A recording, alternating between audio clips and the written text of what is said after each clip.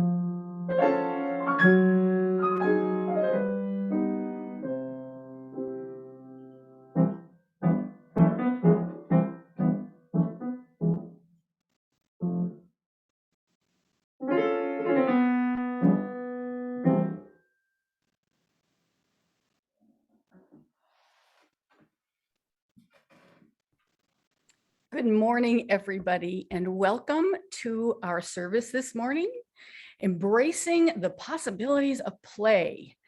Today is a day of playfulness, and it's fitting that today happens to be the official National Talk Like a Pirate Day. So we might be able to get some fun out of that this morning. But welcome to our service, and I invite everyone into worship this morning with the words of Reverend Gretchen Haley. Let astonishment be possible. Whatever you have come in anticipating, whatever you expect or worry for our world, for the future, for our lives, let it go. Make space in your heart to be surprised. Make room in your soul for a new story to take shape. Let astonishment be possible at this life that remains a miracle. Imagine here the bursting of joy, relentless and resilient, coming in waves, washing over us with music and story and silence, and still this dreaming together, being hope for each other and courage to believe in this new day dawning for us all. Come, let us worship together. Lynda Clark has our chalice lighting this morning. Ahoy, mateys. This chalice lighting is The Little Flame by Catherine Esty. Little flame, light the tender kindling of our souls, and soon a roaring blaze shall be of warmth and love and community. From this little spark, may a fire of passion spread from heart to heart, and light our way, sweet spirit, and light our way.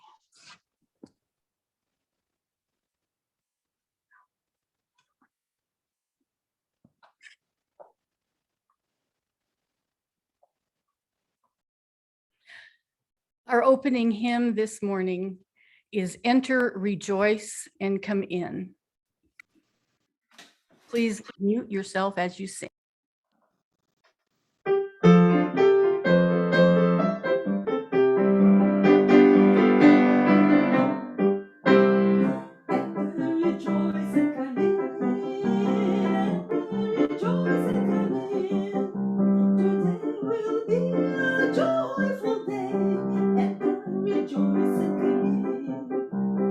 Open your ears to the song. Open your ears to the song.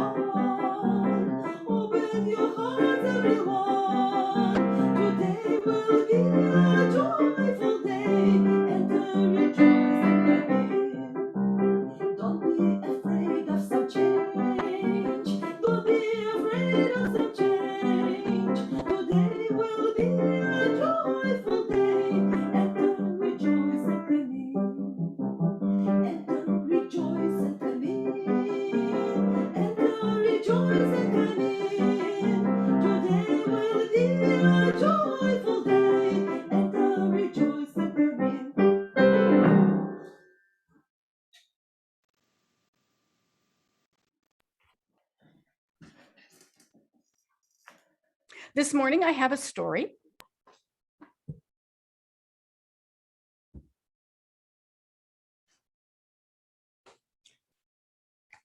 Some may be familiar with this story. It's called Snow by P.D. Eastman. It's one of my favorite stories in the world.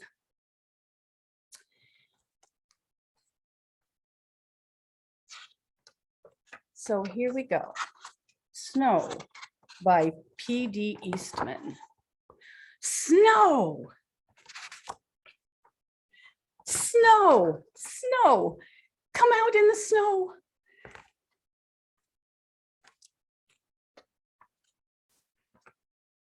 Snow, snow, just look at the snow. Come out, come out, come out in the snow. I want to know if you like snow. Do you like it? Yes or no? Oh yes, I do like snow. Do you like it in your face? Yes, I like it any place. What is snow? We do not know, but snow is lots of fun, we know. What makes it snow? We do not know, but snow is fun to dig and throw. Snow is good for me and you, for men and women, horses too. Snow is good for making tracks and making pictures with your backs. We go uphill, the snow is deep. We can't go fast, the hill is steep.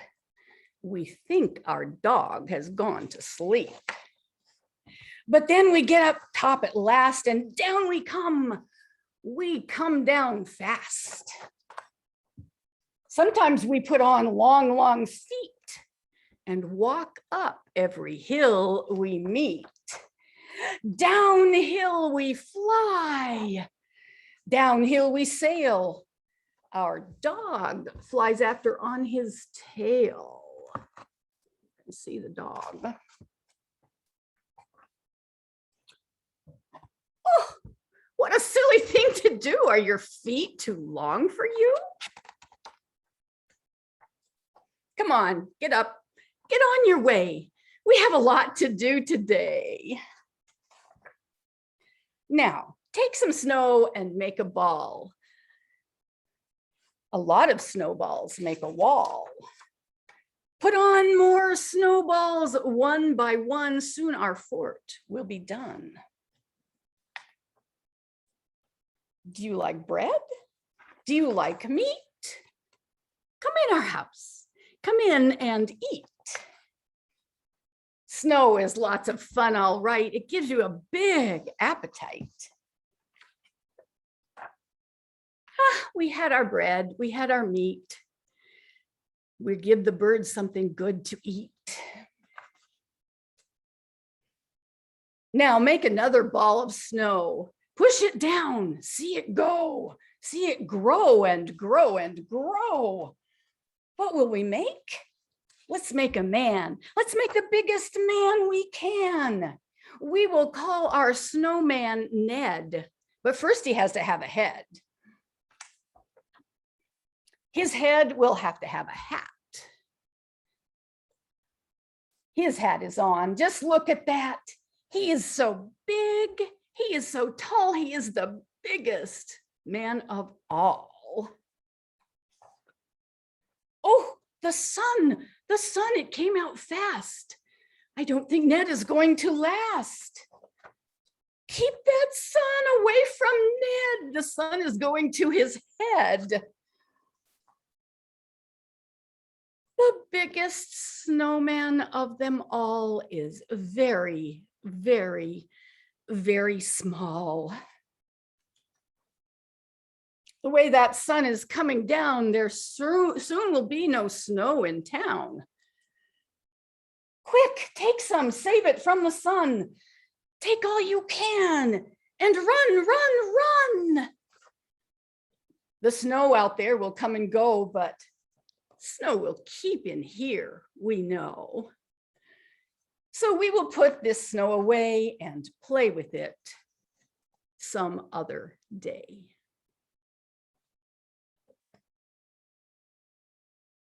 Thankful for the blessing of being together in community. We hold all.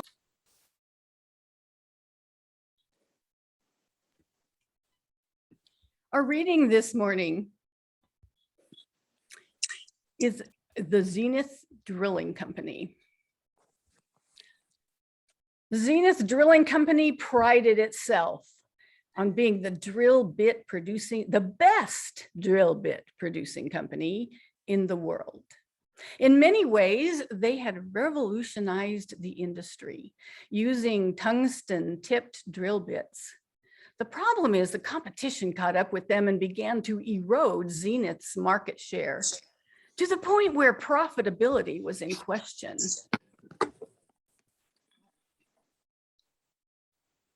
The board of directors decided it was time to get a new CEO who could perhaps help the company recover its previously held market leader status. So the new CEO called all the leaders and managers to a 3-day crisis conference where he asked everyone to clarify what they thought the mission of the company was. After much conversation and deliberation, they realized their mission was not only to make drill bits, but also to make the best drill bits in the world. They all agreed this was an excellent purpose for their company. At this point, the new chief executive said, "Hold on. Maybe it's not your job to make the best drill bits in the world. Maybe it's your job to make the best holes in the world." This company went on to innovate laser drilling and become the best hole-making company in the world.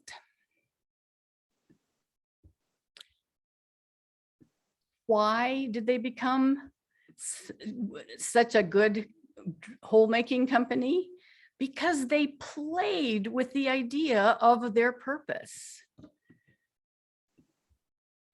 Play is good for us. It can be productive, like in this little story.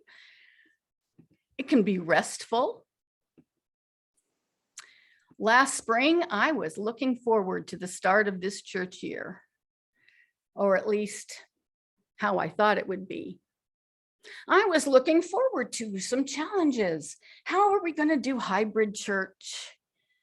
How are we going to open up in stages? How are we going to be ready to flip back in case a new variant comes along or some other thing that puts us into the no man's land again?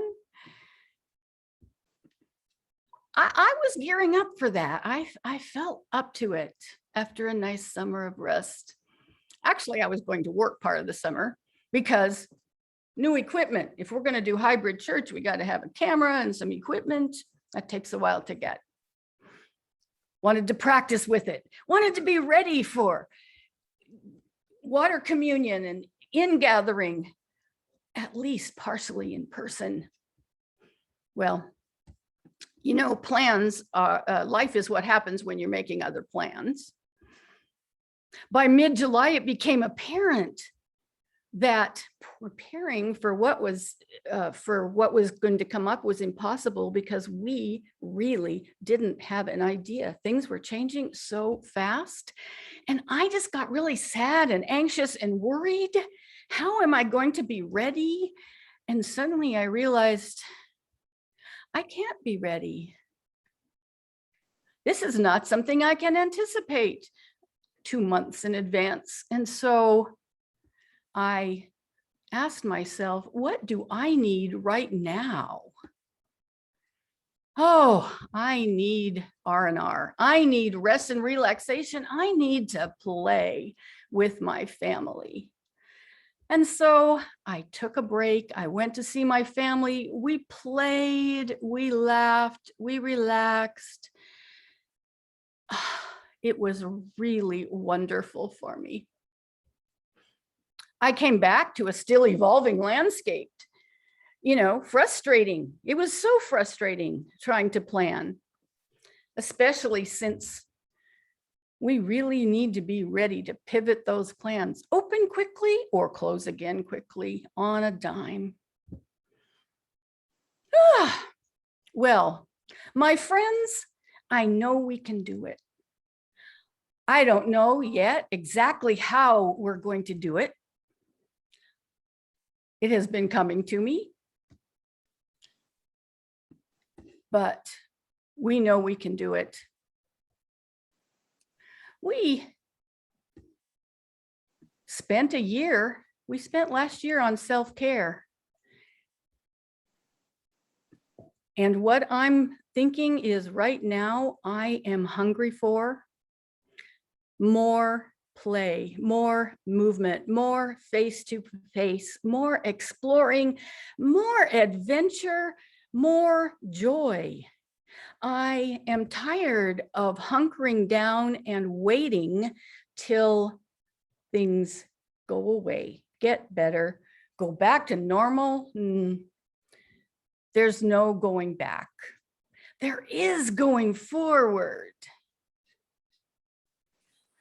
Not to throw away what has worked in the past or what is working now, but to see what else might be possible, especially when we find that there are gaps. And so what helps me is to let my mind play with the possibilities. What if I did this? What if we tried that? What if we had more outdoor programming? What do we have and what can we do with it?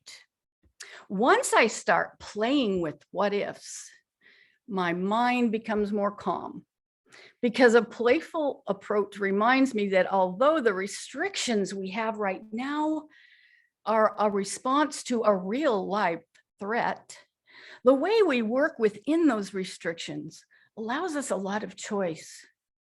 It lets me imagine and try things and reflect on them and discover the next step to take. Last Sunday, we had a pop-up coffee hour without the coffee. Well, bring your own. Okay, no spread of food, not what we are used to. We just said, a couple of us are going to be there. We'll bring out some chairs. Come and join if you want to. 9 people showed up. 9 people sat in a nice big circle in the fresh air and laughed and talked and just soaked it in for 2 hours.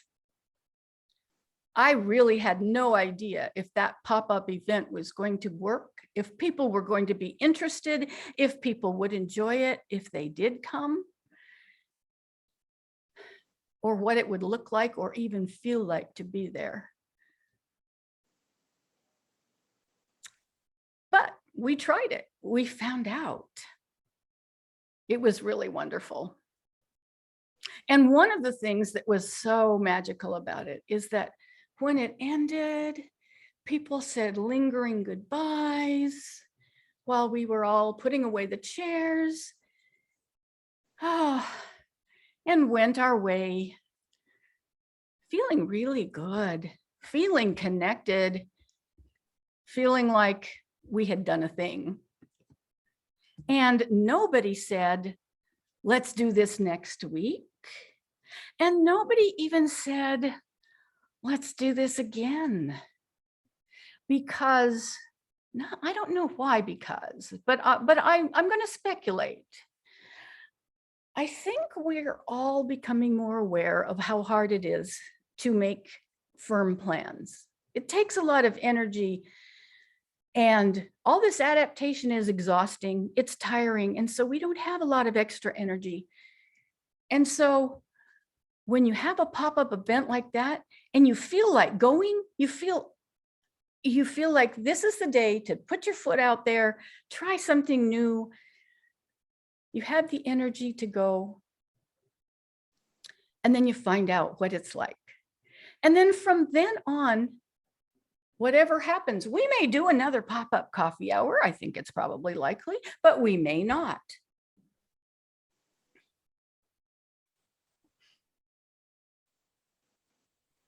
You know, play is how we learn best. And this is play in the idea of not only games, but experimentation and daydreaming, messing around with things.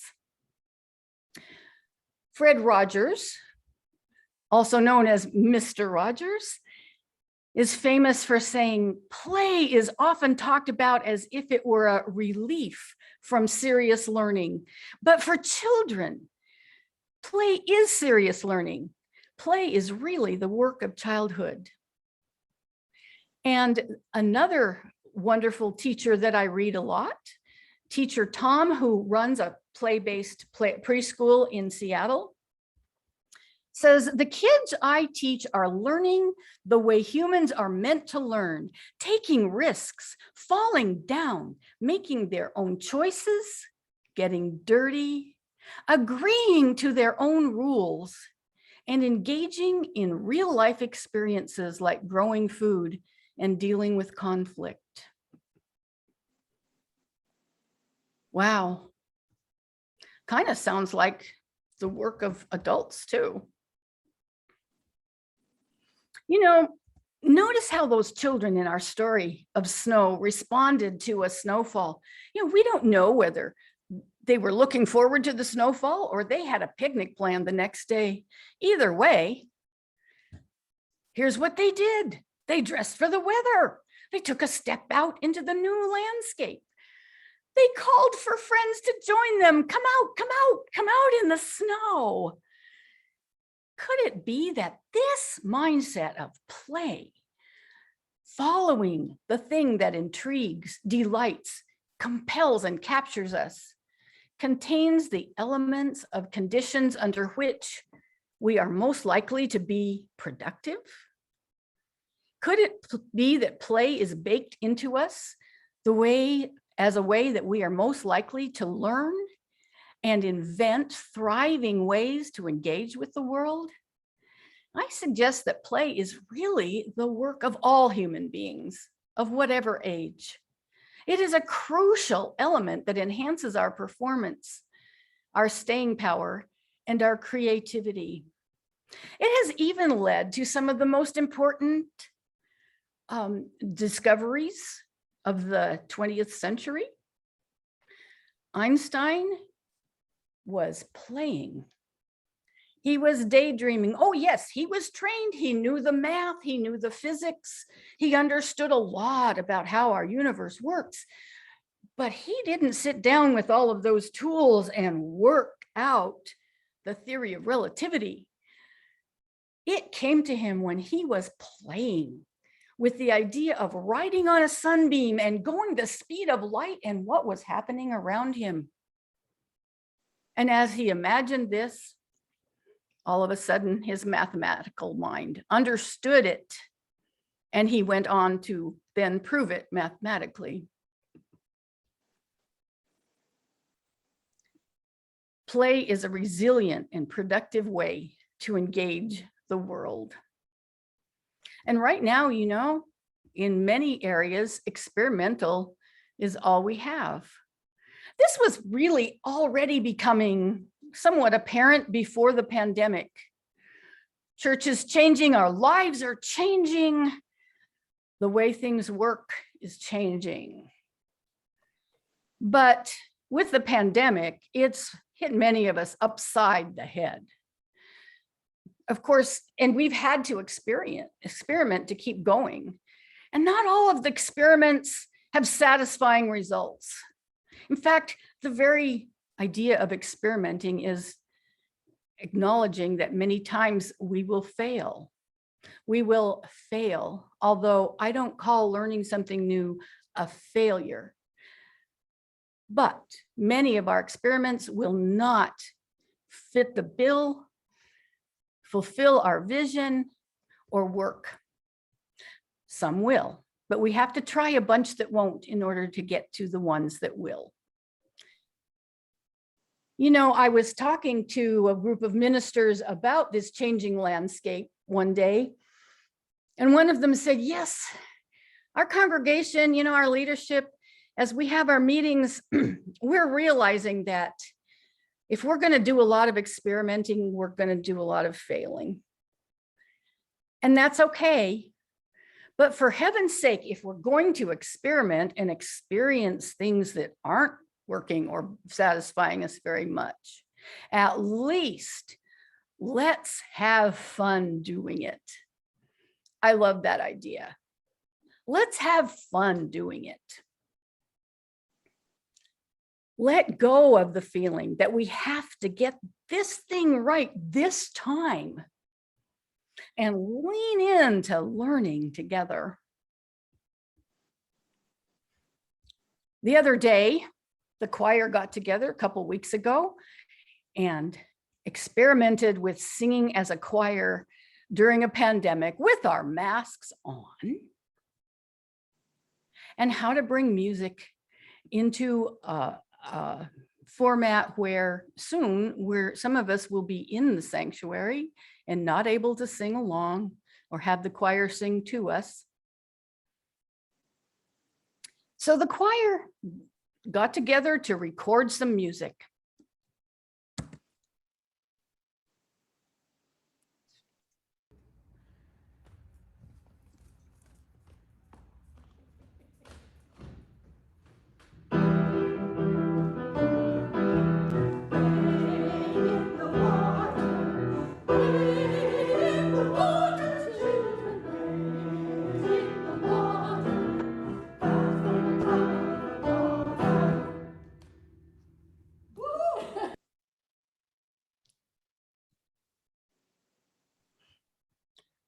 That was at near the end of our recording session. And it was so much fun, not only to be there together and sing, but just to cut loose a little bit and laugh.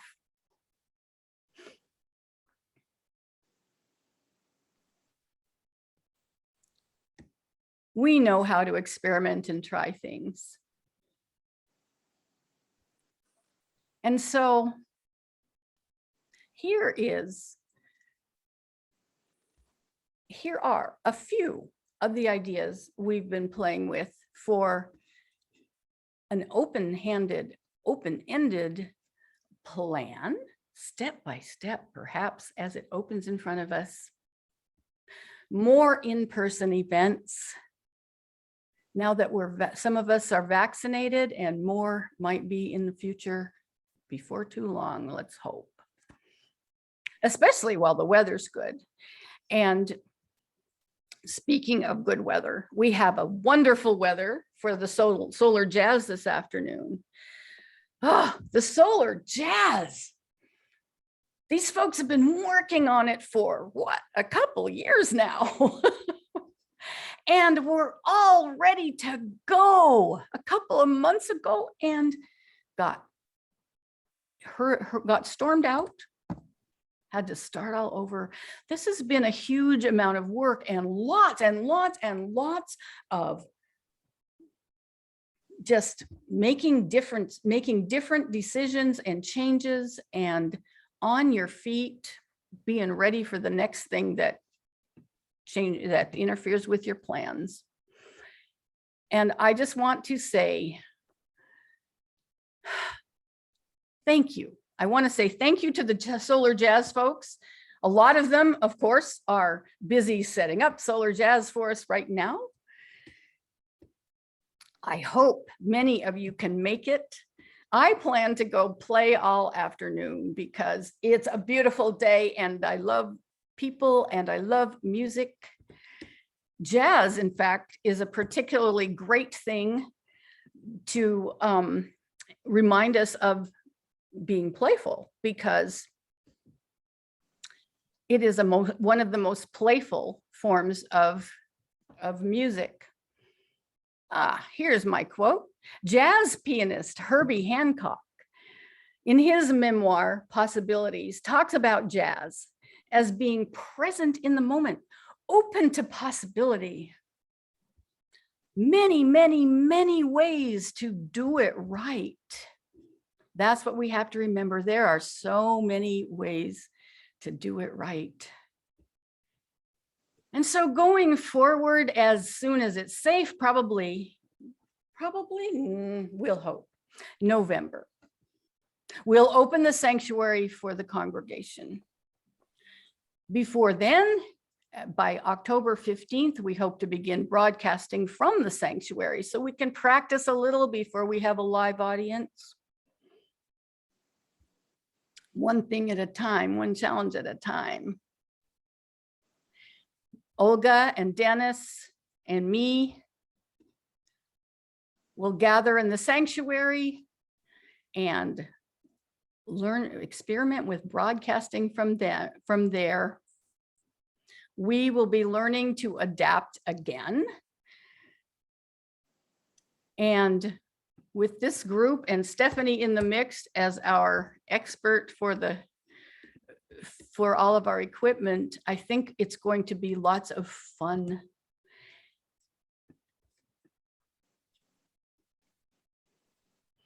When we go back into our sanctuary, it will be different. It won't be safe to sing for some time yet. Not in person, in a group of people among whom there may be some who are not vaccinated, there may be some who are at risk. And so we will continue to have music as we can, but it's going to be wonderful music. Olga and I are having fun with that.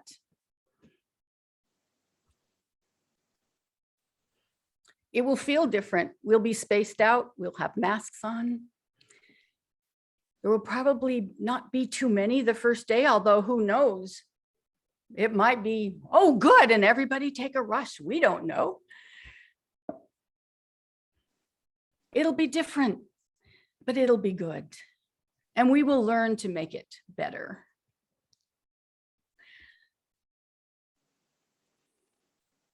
Yep.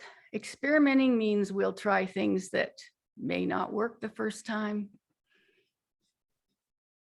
but we're going to have fun doing it. And so, as the world hands us serious challenges,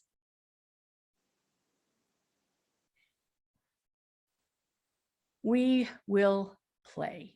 May we play. May we experiment. And may we have a lot of fun as we go forward.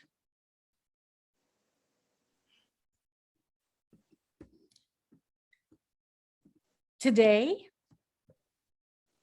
we'll share our offering with the Minister's Discretionary Fund, as we are all month. Please give generously if you can. Donations can be made by check or PayPal using information in the chat. I play the piece called The Prophet Bird by Robert Schumann.